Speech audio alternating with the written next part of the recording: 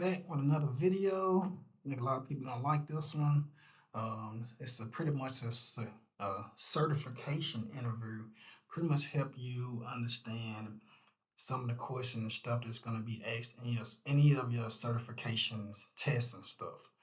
So we're going to do like a mock interview, kind of like an oral test where you kind of talking your way through it and explaining it. So when you can talk about something, you can explain and remember it and do it better. So we're going to do Security Plus. I know a lot of people are popular with that one, so we're going to do that one. All right, we're going to show we got the text version, you got the voice. We're going to do the voice version. All right, we're going to do there. All right, then we'll see this the interface. Then we're going to just press connect and we're going to get this party started. Board meeting start. A user reports a suspicious email with an attachment. They're unsure if they opened it. As a Security Plus candidate, what steps would you take immediately? Justify your first choice. Absolutely. In that scenario, the first step I'd take would be to isolate the device or the user's machine from the network to prevent any potential spread of malware. This isolation helps contain any risk. Then I'd also advise the user not to open the attachment and report it immediately to the security team. The justification here is that isolating the device helps mitigate any immediate threat and ensures that we can analyze the attachment safely without risking the entire network.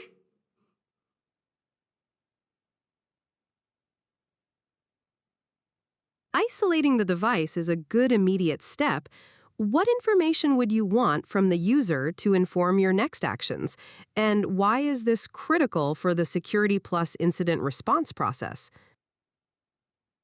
Great question. I definitely want to gather details such as the exact time the email was received, the sender's information, any links or attachments included, and whether the user noticed any suspicious behavior before reporting it. This information is crucial because it helps us understand the context and scope of the potential threat. It also guides our investigation, helping us identify if there are any indicators of compromise and determining the next steps for containment and remediation. Correct. Gathering those initial details is key to understanding the scope and mitigating the potential impact. Based on the information you collect, what is the primary goal at this stage of the incident response cycle? Exactly. At this stage, the primary goal is to accurately identify the nature and scope of the incident. That means determining whether the email is part of a larger phishing campaign, assessing the potential impact on the organization, and confirming whether any compromise has occurred.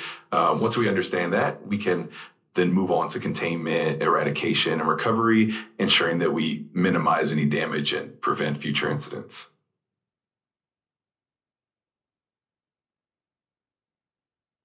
Correct. This initial analysis is preparation, where you are gathering information to make informed decisions about the next containment steps. If the user confirmed they opened the attachment, what specific actions would you prioritize to contain the potential threat? Focus on the most impactful steps based on Security Plus principles. Absolutely. If the user confirmed they opened the attachment, the top priority would be to immediately disconnect that device from the network to stop any potential malware from spreading. Next, we would conduct a thorough forensic analysis of that device to understand the extent of the compromise. We'd also want to identify and block any malicious domains or IP addresses that were involved. Additionally, it's important to communicate with the rest of the organization to ensure they're aware and can remain vigilant. All these steps align with Security Plus principles, focusing on containment, analysis, and communication to minimize the impact.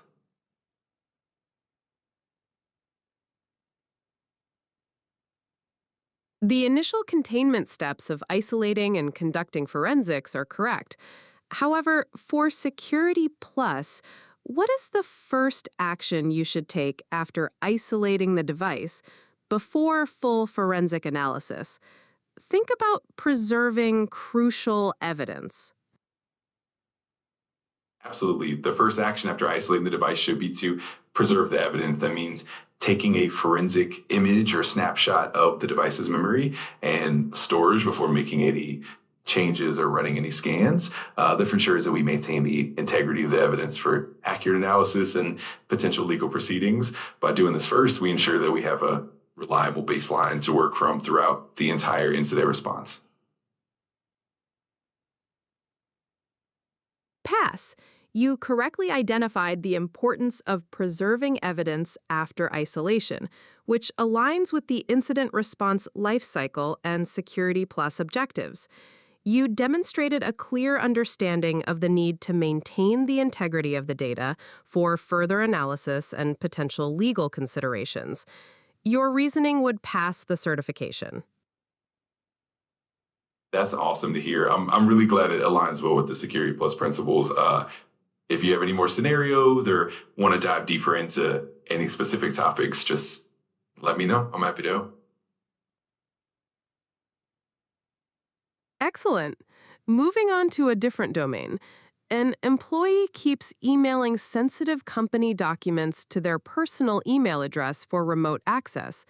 What is the primary Security Plus concern, and which policy does this violate? The primary Security Plus concern here is data leakage or data exfiltration, which can lead to sensitive information being exposed outside of the company. This violates the organization's data protection and acceptable use policies, as well as potentially the company's information security policy. It's crucial because it can lead to unauthorized access, data breaches, and compliance issues, especially if sensitive data is involved. Correct.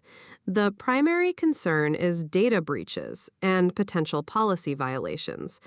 What are two technical controls you could implement to prevent sensitive data from being emailed to personal accounts, specifically using Security Plus terminology? Justify your choices. Absolutely. Two effective technical controls would be one, data loss prevention, DLP. DLP solutions can scan outgoing emails and attachments for sensitive information such as, person identifiable information, PII, or financial data, and block or alert when such data is detected. This helps prevent sensitive information from leaving the organization through email. Two, email security gateways. These gateways can enforce policies to block or quarantine emails that contain sensitive data or that are sent to unauthorized external domains. This helps ensure that even if an employee attempts to send sensitive information, the email won't go through. Both of these controls help maintain the confidentiality and integrity of sensitive data, and they align well with the Security Plus focus on protecting data and preventing unauthorized access. Excellent. You described data loss prevention and email security gateways correctly. Why is encrypting emails, while a good security practice, not a complete solution to prevent data loss through email in this case? Great point.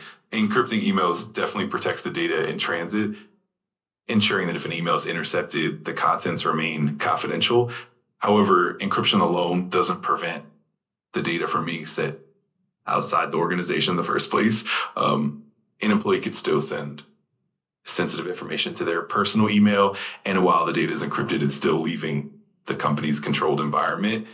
Essentially, encryption doesn't stop the data from being exfiltrated. It only secures it once it's outside. That's why combining encryption with controls like DOP and email security gateways is essential for comprehensive protection. You are correct. Encryption protects data in transit, but does not prevent the initial sending of sensitive data to external accounts. Combining it with preventative controls like DLP and email security gateways provides more comprehensive data protection, which aligns with the Security Plus focus on layered security. Your reasoning would pass the certification. Are there any other scenarios or topics you would like to discuss? I'm glad to hear that. I'm always up for more scenarios or diving into different topics, whether it's more incident response, compliance challenges, or even some hands-on technical controls, just let me know what you'd like to explore and we can jump right in. We are initiating your Comptia Security Plus certification examination. This will be a deep dive evaluation. Time starts now. During a critical board meeting, a core enterprise server suddenly becomes unresponsive, impacting critical operations. Initial analysis suggests abnormal traffic patterns on the network preceding the outage. As a security analyst, what is your immediate priority, and what steps would you take in accordance with certification standards? Absolutely. My immediate priority would be to ensure that the incident is contained to prevent further impact. That means first isolating the affected server from the network to avoid spreading any potential threat. Then I'd conduct a thorough analysis of the traffic patterns and logs to identify any malicious activity or indicators of compromise. After that, I'd notify the incident response team and follow the organization's incident response plan, which includes documenting the findings and beginning a forensic investigation.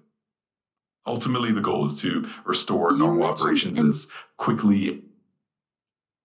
Absolutely. And after restoring operations, it's important to perform a full root cause analysis to understand how the incident occurred and then update policies or controls to prevent future incidents. Let me know if you want to dive deeper into any specific area. You mentioned containment as your immediate priority. According to certification standards like Comptia Security Plus, what is the standardized first phase of incident response, and why is that the critical starting point? Great question. According to the Comptia Security Plus standards, the first phase of incident response is typically identification. This phase is all about detecting and confirming that an incident is actually happening. It's critical because it sets the foundation for all the subsequent steps. By accurately identifying the incident early on, you can ensure that the right containment, eradication, and recovery measures are applied efficiently, minimizing the damage and reducing overall risk. That is correct. Identification is the required first phase. In this specific scenario, what specific data sources and techniques would you use to achieve that formal identification phase? And what might cause you to lose points on the exam for this response? Absolutely. So to achieve that formal identification phase, I'd rely on several key data sources such as network traffic logs, intrusion detection system alerts, firewall logs, and endpoint detection and response data. Techniques might include analyzing these logs for unusual patterns, correlating events across multiple sources, and looking for known indicators of compromise. On the flip side, where points might be lost in the exam is if the response overlooks important data sources or if it doesn't clearly define the steps taken to confirm that an incident is actually happening. Being vague or missing out on the correlation between different data points can lead to lower marks. Your focus on data sources is correct. Let's introduce a constraint. Assume your organization operates on a limited budget, preventing investment in costly EDR solutions.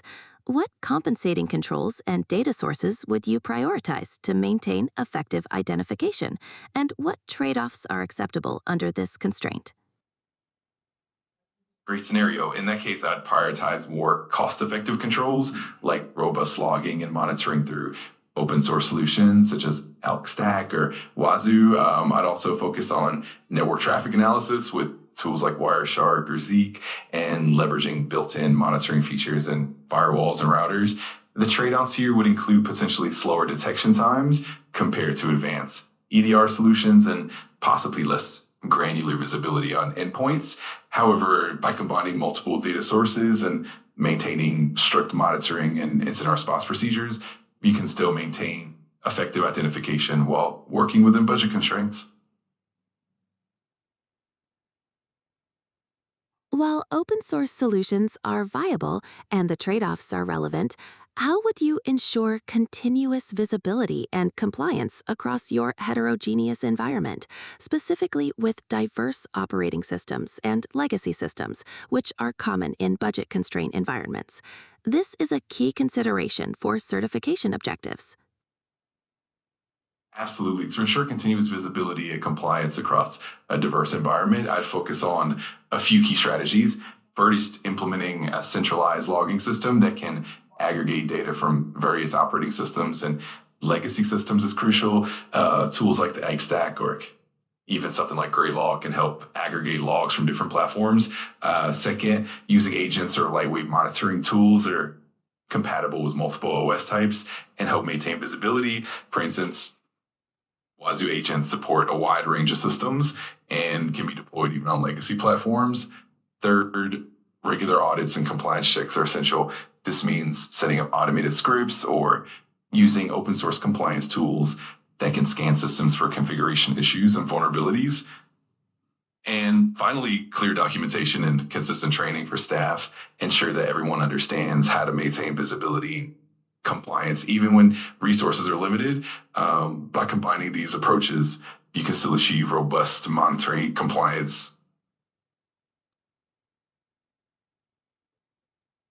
While centralized logging and agent-based monitoring are important, how would you address the specific challenges of gaining visibility in legacy systems that may not support modern logging or agent capabilities, a frequent dilemma in budget-constrained environments, and a key certification topic? Absolutely, legacy systems be challenging due to their limited support for modern logging or agent-based monitoring. One approach is to leverage network-based monitoring, for example, using network taps or spam ports to capture traffic and then analyzing that data for suspicious activities can give you valuable insights, even if the endpoints themselves don't support modern agents.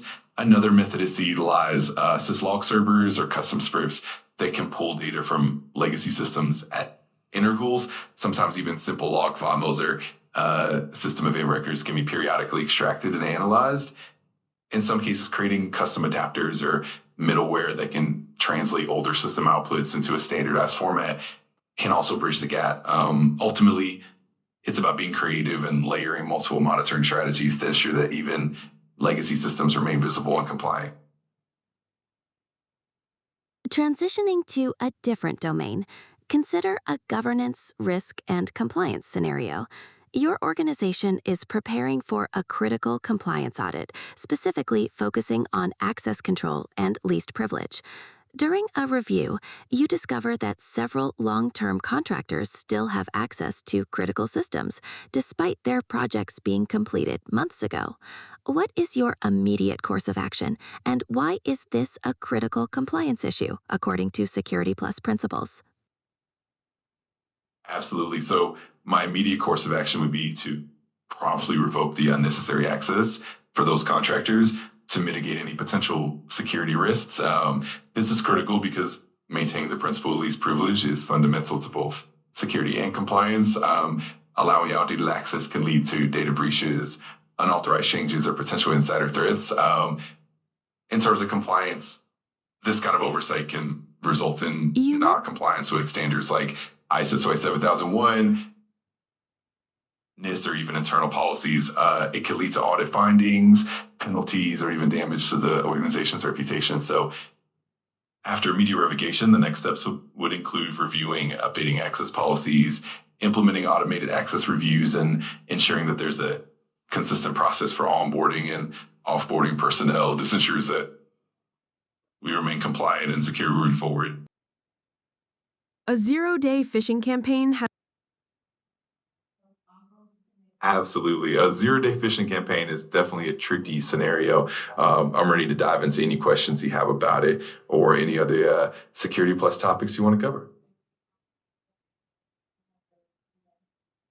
A zero-day phishing campaign has successfully bypassed email filters, leading to several employees executing malicious attachments.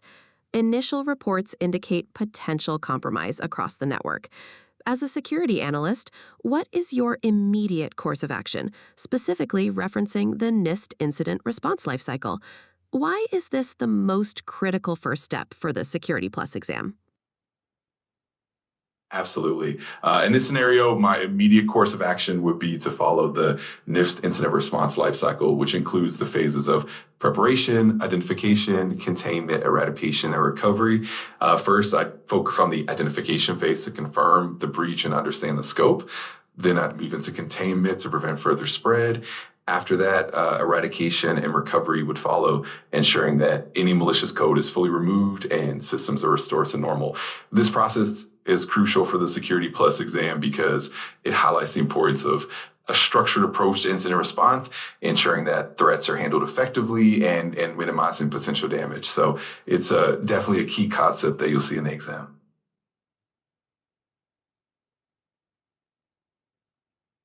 Your structure is correct in principle, but you mentioned identification first. In the context of a confirmed malicious attachment execution and potential compromise, what specific actions would you take in the identification phase? And why is that the absolute best starting point rather than containment for a Security Plus perspective? Great question. In the identification phase, the main actions would be to gather and analyze initial indicators of compromise. That means looking at logs, reviewing email headers, checking endpoint detections, and confirming that the malicious attachment was executed. Essentially, it's about verifying that an incident has occurred and understanding the scope of the impact. This is crucial because it ensures that we have a clear, accurate picture of the breach before we start containing it. By properly identifying the incident, we can avoid unnecessary actions and ensure that containment efforts are appropriately targeted. That way, we're not just reacting blindly, and we can focus on the right area. It's definitely a fundamental concept for the Security Plus exam.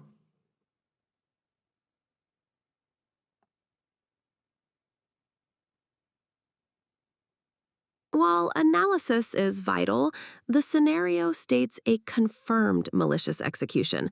In a high-stakes Security Plus context, what specific principle or trade-off prioritizes immediate containment over further extensive identification when a threat is actively evolving?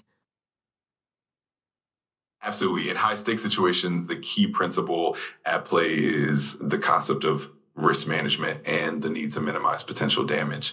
When a threat is actively evolving, the priority is to contain the incident quickly to prevent lateral movement, data exfiltration, or further compromise. In such cases, the trade off is between the depth of initial analysis and the urgency of stopping the threat. While thorough identification is important, if the threat is rapidly spreading or evolving, immediate containment is often the best course of action. This approach helps to limit the impact and buys time for more detailed analysis to be conducted once the immediate danger is mitigated. This balance between quick containment and thorough analysis is definitely a key point on the Security Plus exam, highlighting the importance of making those critical decisions under pressure.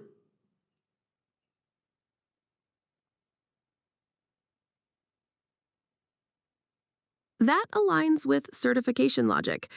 Given the confirmed execution and the potential for lateral movement, what specific network containment method would you prioritize? And why is this the best choice for limiting the zero-day impact compared to other options? In that scenario, one of the most effective network containment methods would be to implement network segmentation or isolating affected systems. For example, placing compromised endpoints into a separate VLAN or subnet can effectively limit their ability to communicate with other parts of the network, reducing the risk of lateral movement. This approach is especially valuable because it's relatively quick to implement and can effectively contain the threat without needing to shut down entire systems. Helps to minimize impact and keeps critical services running while you conduct more thorough investigations or remediation. In comparison to other options like completely shutting down the network or disabling individual systems, network segmentation provides a balanced approach, minimizing disruption while still containing the threat efficiently. This makes it an ideal choice in a zero-day scenario. Segmentation is a valid choice. Consider a large enterprise environment with limited resources and a critical production system that must remain highly available. What if scenario would make complete isolation or shutdown a necessary trade-off from a security plus perspective, even with segmentation in place? That's a great point. In a large enterprise with limited resources and a critical production system, a complete isolation or shutdown could indeed be a massive trade-off. One what if scenario where this would be unnecessary is if the critical system has built-in redundancy and robust backup mechanisms, allowing it to maintain availability even during containment. For example, if the production system is part of a highly resilient distributed architecture, you might be able to isolate the compromised segment while keeping the critical services running smoothly. Additionally, if you have strong monitoring and automated response capabilities, you can contain the threat locally without fully isolating the entire network. In such scenarios, the key is balancing security with availability, ensuring that containment measures don't overly disrupt essential operations. This approach aligns well with the security plus principles, emphasizing the need for a strategic risk-based response. Your emphasis on redundancy is key. Now, shifting domains, assume the immediate threat is contained. In the context of governance, risk, and compliance, GRC, for a Security Plus framework, what policies or procedures would you recommend updating based on this zero-day incident? Absolutely. Once the immediate threat is contained, it's crucial to update several policies and procedures to strengthen the organization's defenses and reduce the likelihood of future incidents. Some key updates would include one, incident response plan, refine and expand the plan to incorporate lessons learned from the zero-day incident, ensuring more robust detection and response steps. Two, patch management policy, update the policy to ensure more frequent and proactive patching, minimizing the window of vulnerability for future zero days. Three, access control policy, review and tighten access controls to limit the potential impact of compromised accounts, implementing the principle of least privilege more effectively. Four, security awareness training, enhanced training programs to educate employees about new threat vectors and reinforce vigilance, especially concerning phishing and malicious attachments. Five, vulnerability management, implement a more rigorous vulnerability assessment schedule, ensuring that any weaknesses discovered during the incident are properly addressed. Six, business continuity and disaster recovery plans. Update these plans to incorporate new contingencies and ensure that critical systems can recover swiftly in the event of another incident. By updating these policies and procedures, the organization can not only better defend against future zero days, but also strengthen its overall GRC posture.